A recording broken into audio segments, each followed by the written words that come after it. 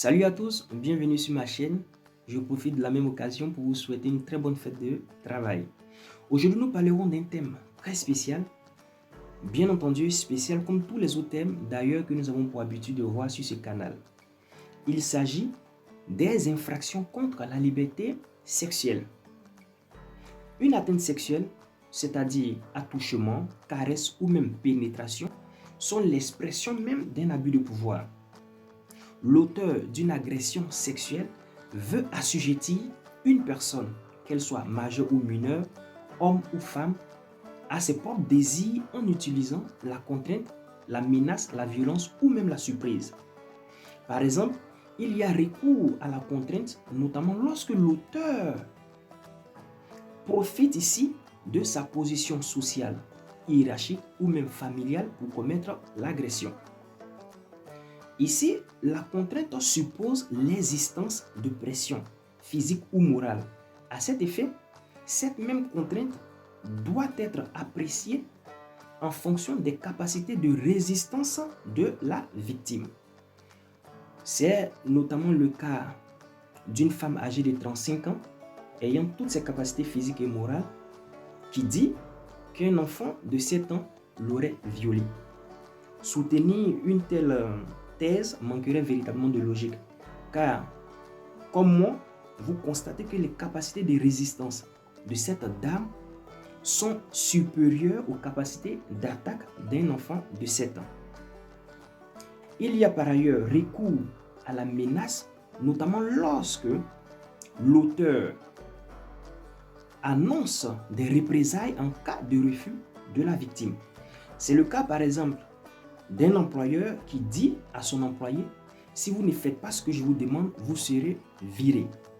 Il y a enfin recours à la surprise, notamment lorsque l'auteur utilise des stratagèmes pour surprendre sa victime ou lorsque celle-ci est inconsciente ou en état d'alcoolémie.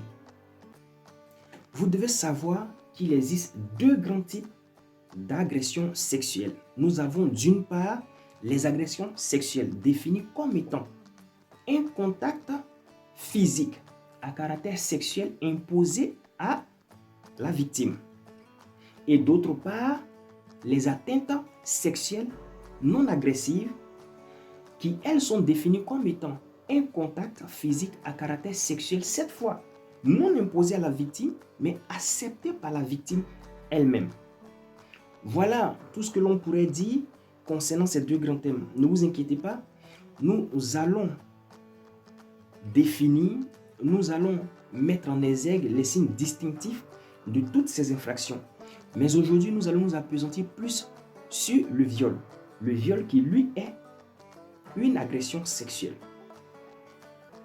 Constitue un viol, selon l'article 222-23 du Code pénal français, tout acte de pénétration de quelque nature qu'il soit, imposé à autrui par la violence, la menace, la contrainte ou la surprise.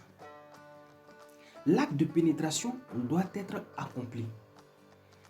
À défaut de l'accomplissement de l'acte de pénétration, il ne peut s'agir que d'une simple tentative de viol. La doctrine définit l'acte de pénétration comme étant la pénétration du corps d'autrui par le sexe ou dans le sexe. Cela dit, le sexe peut être pénétré par un autre sexe, par un organe du corps, par un animal ou par un objet. Alors, forcer la victime à se pénétrer elle-même ne peut ici permettre de qualifier le viol.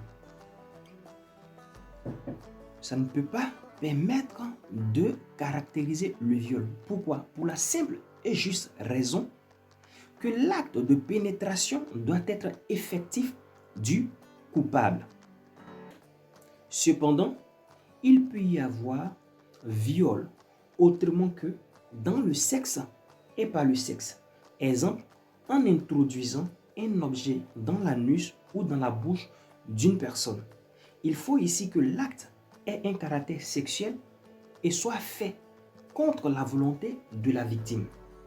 Le viol étant un crime et par ricochet intentionnel, il faut que l'auteur ait conscience qu'il effectue un acte de pénétration et qu'il impose l'acte par la violence à la victime. C'est le moment pour nous d'avoir une pensée véritable pour toutes ces femmes qui sont nuit et jour victimes de ce fléau exécrable.